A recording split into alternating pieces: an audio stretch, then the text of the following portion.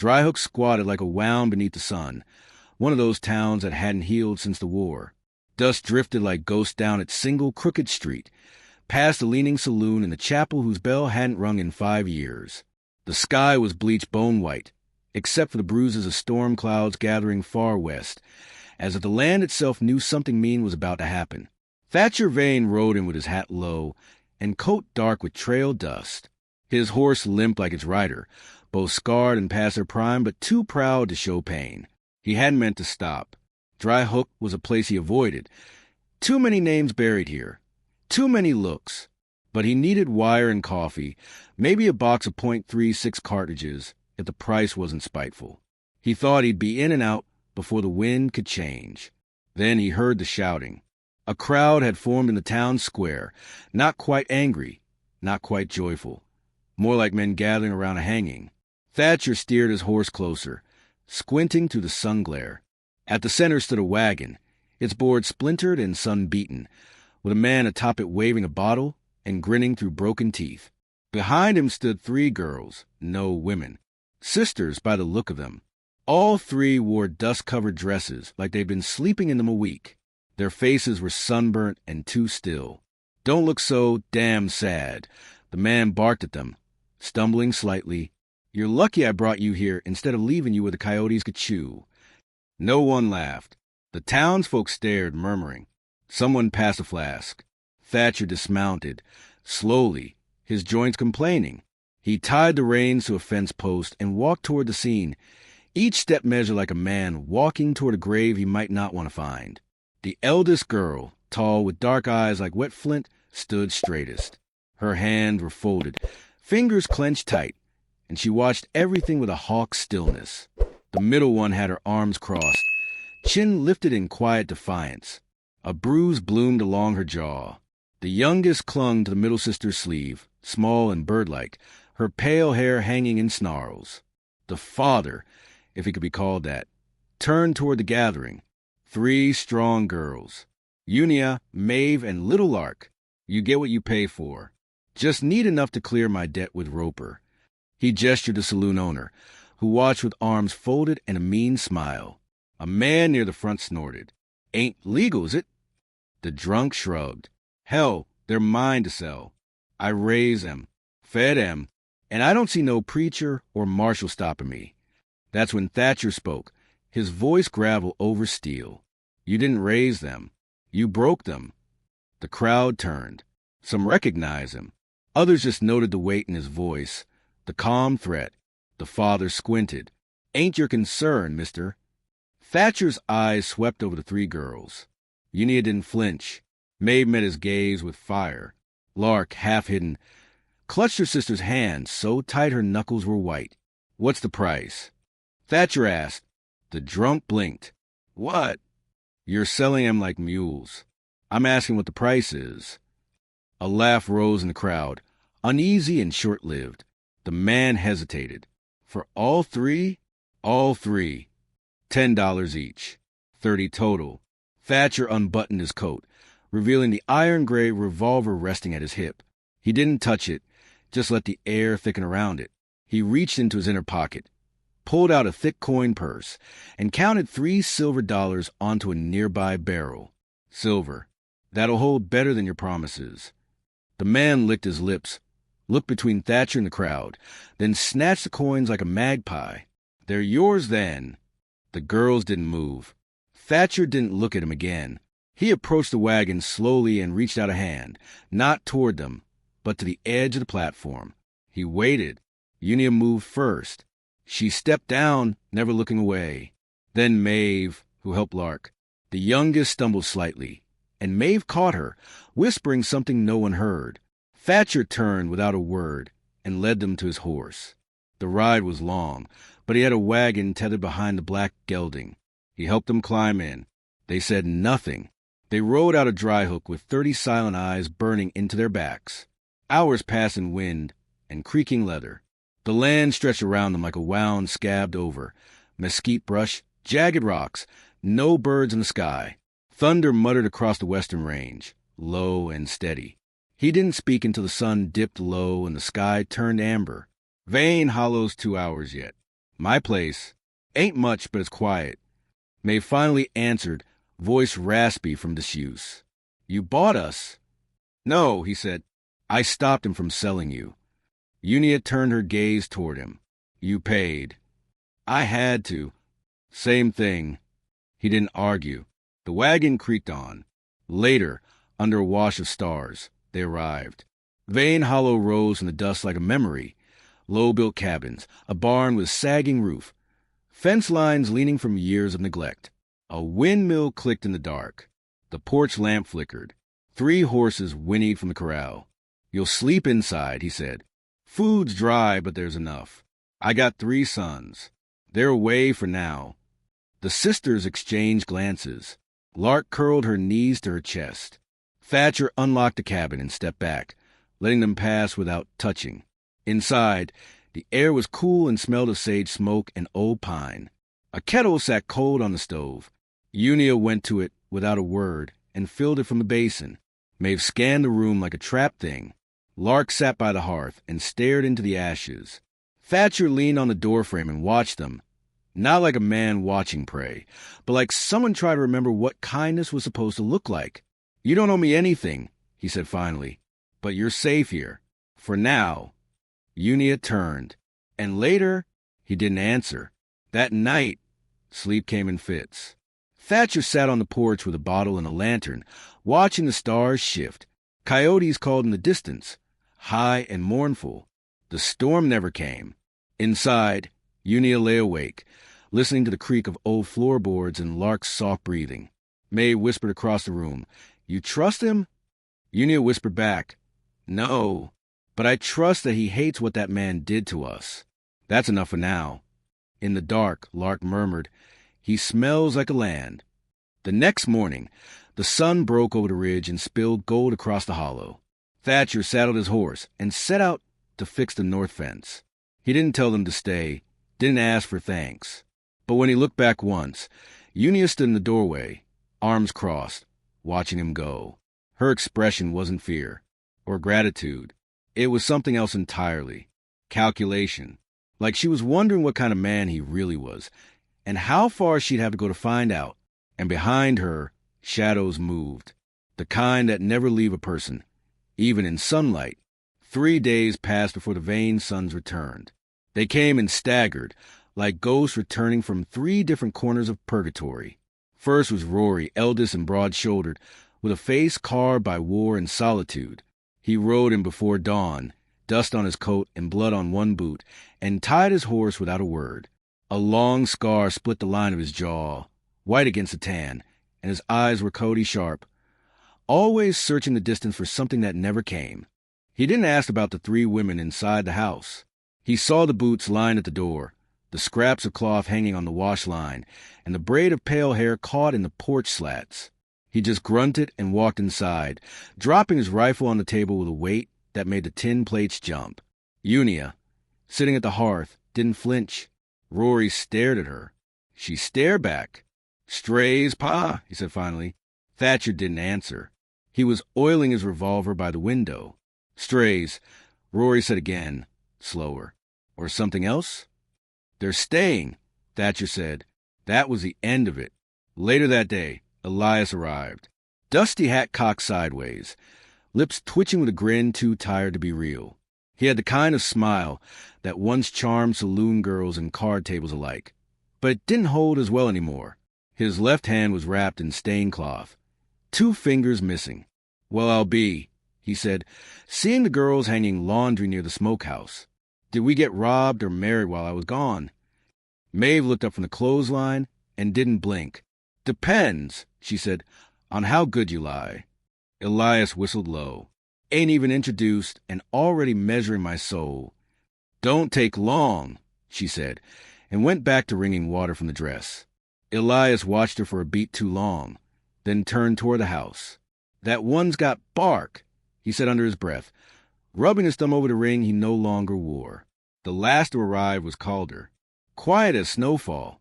He came walking, leading his mule behind him, boots caked with dried clay. His shirt was scorched in places, as if he'd come through fire. He nodded at his father, gave no words, and went to forge. No one had lit it in weeks. Lark found him there, squatting in the straw and brushing soot from an old horseshoe. She didn't speak, just knelt beside him, touched the iron with one finger, and smiled.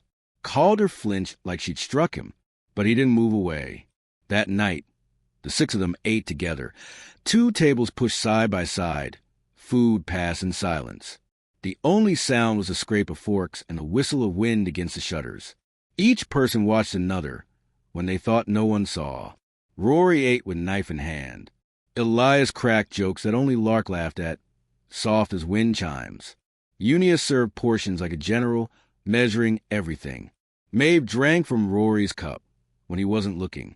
Calder watched Lark eat like she might disappear. After dinner, Elias leaned back and looked at Thatcher. "You gonna tell us what this is, or let us all keep guessing?" These women got names. Thatcher wiped his mouth with the back of his hand. They were being sold in Dryhook. I stopped it. Stopped it. Rory asked, "Or bought it?" Thatcher's mouth tightened, but Unia answered for him. He did both. It wasn't charity. The word sat heavy on the table, but she held her chin high. "Pa!" Calder said quietly, his voice rough from disuse. "What happens now?"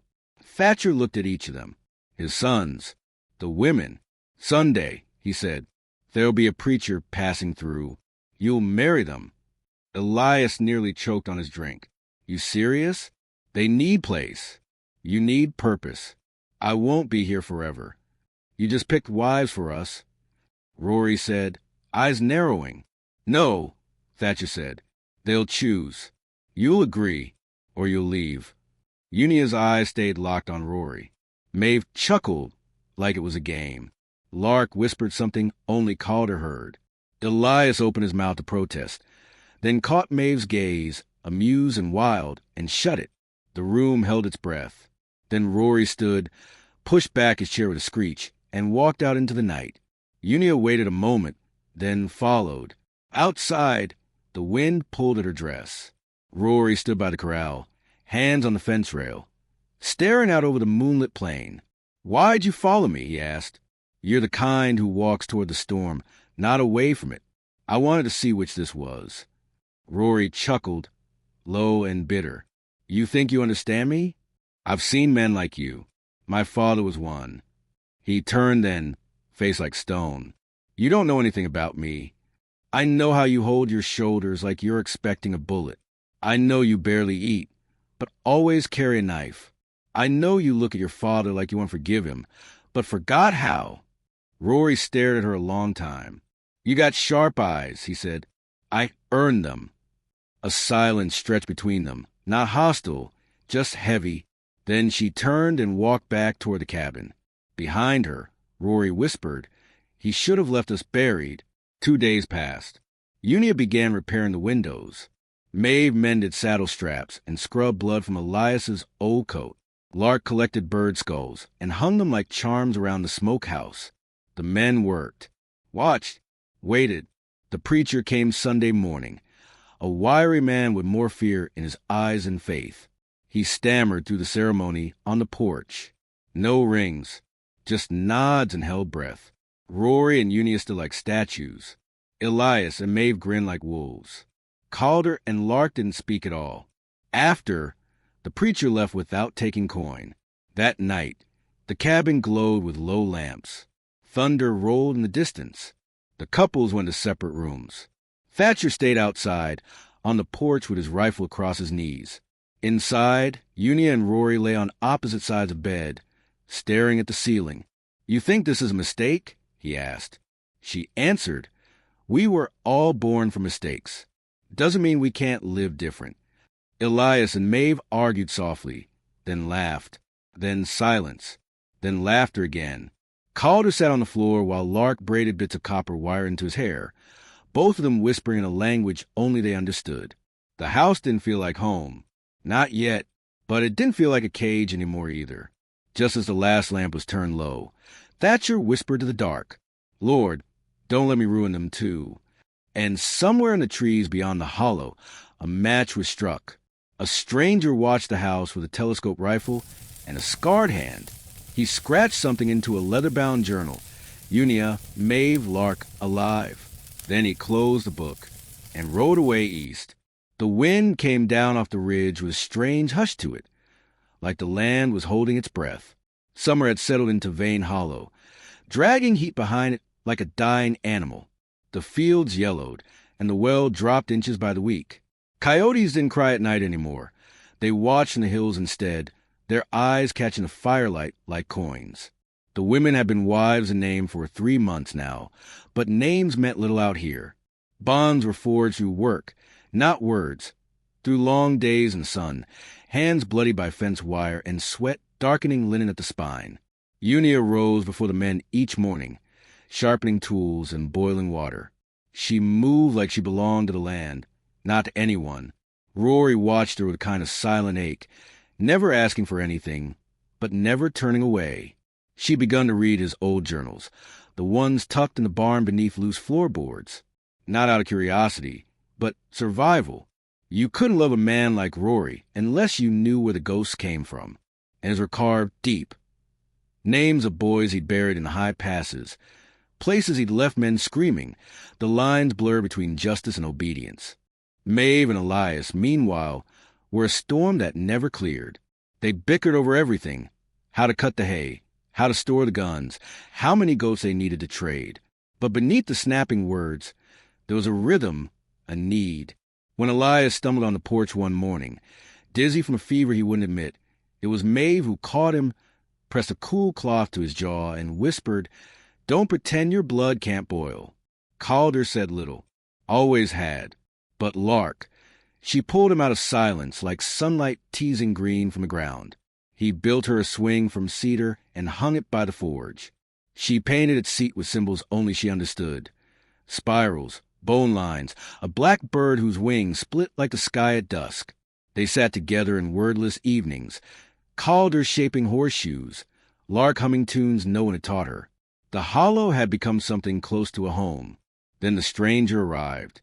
It was dusk when he rode in, alone, dust-laced, wearing a coat too long for the season, and boots too polished for this country.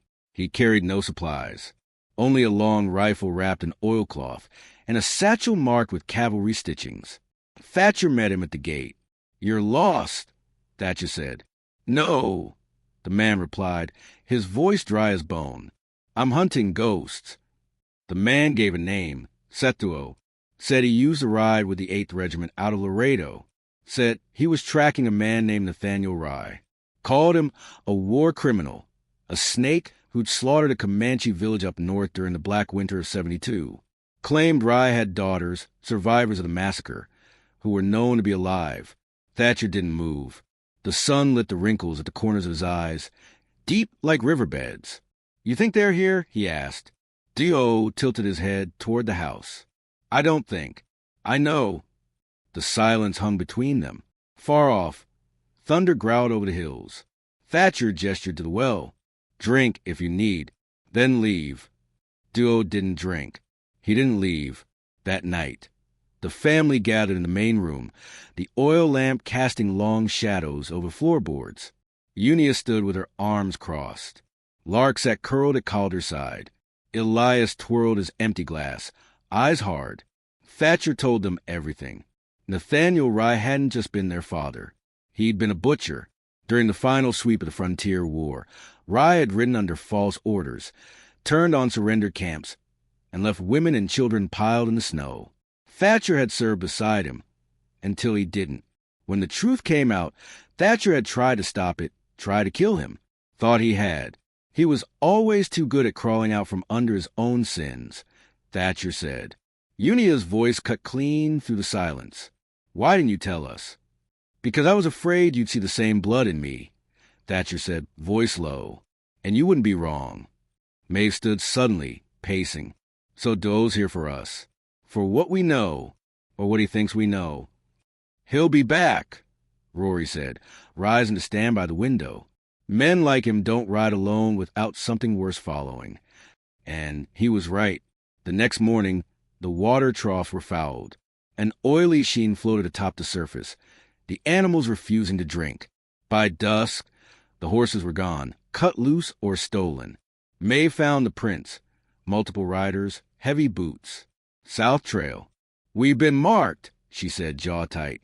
Thatcher gathered the family beneath the porch eaves as lightning spied the horizon. "They're coming," he said. "Maybe tonight. Maybe days from now. Doesn't matter. This land's ours. We don't run." Unia took Rory's hand. "Then we hold." And so they prepared. Calder welded nails into boards, sealing the windows like a siege house. Lark packed wax cartridges and lined them along the mantel, whispering to each like a prayer. Elias laid out their meager weapons: 2 rifles, 3 pistols, a scattergun with cracked stock. Maeve rewound the fuses from leftover dynamite stored in the root cellar, humming as she worked. They dug shallow trenches beyond the barn, spiked the entrance with barbed wire and broken glass, poured oil into the dry grass leading to the north gate. Vane Hollow became something older, something hungry, a place waiting for blood. The night before happened, they sat together around the fire. No one spoke. The wind pressed against the house like a warning. Lark curled beside Calder, her head on his shoulder. Maeve rested against Elias, her hand over his chest. Unia leaned into Rory, eyes closed, breath even. Thatcher watched them all. "I thought I was done making mistakes," he said. "But I reckon love's just another name for getting it wrong until you get it right." And somewhere in the dark, a hawk screamed. At first light, the riders came. 6 men, armed and armored like remnants of war, their horses foaming at the bit. At their front rode Nathaniel Rye himself, a decade older but no less mean, face puckered by burned scars and eyes like cracked obsidian. He raised a hand. "I come for what's mine," he called. 3 daughters, and the land that was promised. No one answered. Rye laughed. "Fine, then," he shouted. "We'll take it." And from behind the trees, more riders emerged. 10 at least, maybe 12. Inside the house, Thatcher loaded his revolver, then looked to each of them. "No one fires till I do," he said. "They step 1 foot past that gate, we end this." Union nodded, fire in her eyes. Maeve grinned like a wolf scenting blood. Calder kissed Lark's forehead. Rory gripped his rifle, knuckles white. Outside, Rye dismounted and stepped forward. He was 20 feet from the gate when the ground exploded beneath him. Maeve lit the fuses early. Fire and dust filled the air. Gunshots cracked like whip cracks through the morning haze. And the Vane family rose to meet their ghosts. The earth shook as the first blast tore through the ground. Flames licked up like devils from hell, scattering men and horses alike.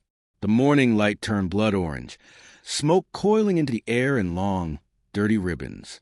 Nathaniel Rye was flung backward, coat burning, hat gone, one arm twisted at an unnatural angle. But he didn't fall. He rose. Inside the house, Thatcher Vane fired the first shot. A sharp crack echoed through the hollow, clean and final. The bullet caught one rider mid-gallop, snapping him backward from the saddle like a scarecrow torn loose from its post.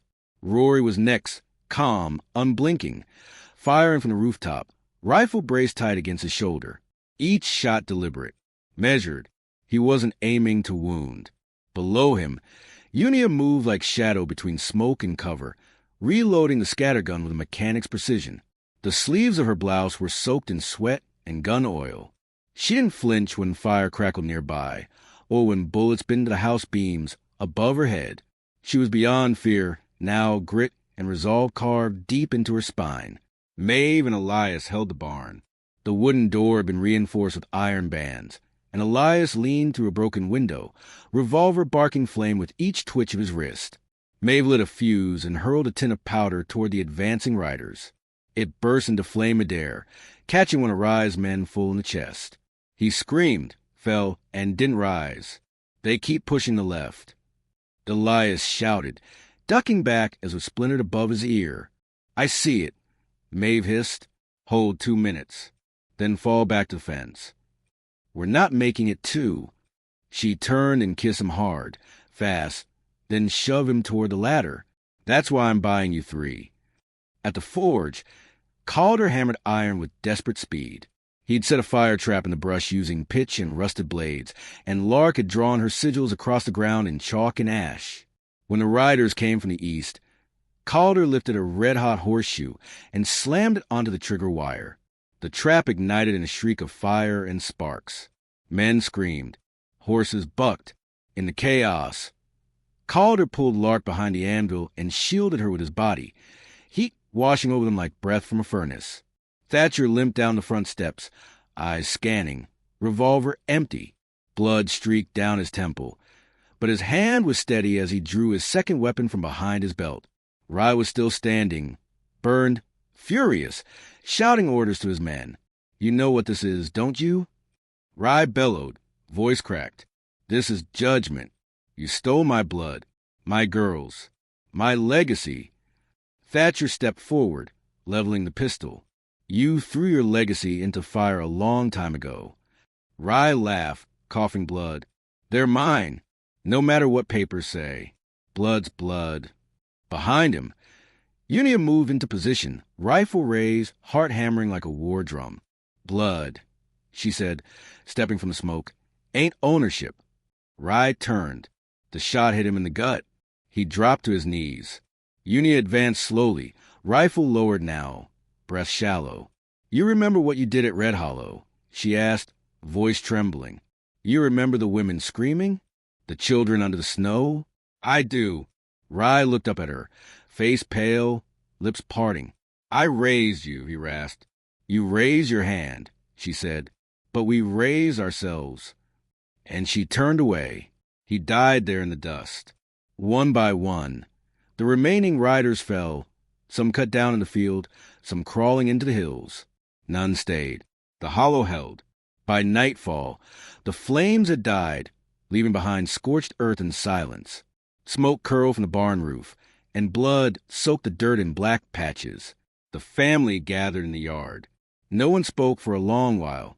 Rory leaned against the porch post, wounded in the shoulder, face pale but proud. Unia stood beside him, rifle slung across her back, hand wrapped gently around his wrist. Elias sat on the steps, shirt torn, blood on his cheek, and Maeve bandaged him without meeting his eyes. "You didn't have to kiss me like that," he muttered. "I didn't plan to," she replied. "Just needed to shut you up before the dying started. You planning on keeping me alive now?" "We'll see." Calder sat beside Lark near the forge, his arms wrapped around her. Her cheek rested against his chest, eyes closed. She murmured something in the strange half-language she'd begun inventing, and Calder nodded like he understood every word. Thatcher sat on the edge of the porch, one leg stretched out, the other bent. Blood soaked his trousers near the thigh, but he didn't mention it. "I reckon we did something right today," he said. Unia looked up at the stars. "Or we just survived longer than the bastards chasing us." "Same thing, some days." Lark stirred then, sitting up, and pointed toward the house. A sound had broken through the stillness. A soft cry, high and sudden. Maeve froze. So did Elias. Another cry, louder now. Unia ran inside. When she returned, she held a newborn wrapped in linen. Her eyes were wide with wonder, skin smeared with sweat and joy. "She's early," she whispered, "but she's here." Maeve stood slowly, knees buckling. Elias caught her. "Ours." Maeve nodded. Elias laughed once, hoarse, shaking, and kissed her temple. Thatcher leaned his head back and closed his eyes. "You think she'll remember any of this?" Calder asked softly. "No," Unia said, smiling faintly. "That's why we'll tell her. Every year, every fire, every name." The wind shifted. Somewhere, a coyote howled, not mourning, but calling out into the wild silence. The hollow had not just endured. It had become something sacred, not for its soil, not for its scars, but because it had been chosen. By 6 people who once had nothing, who now had each other,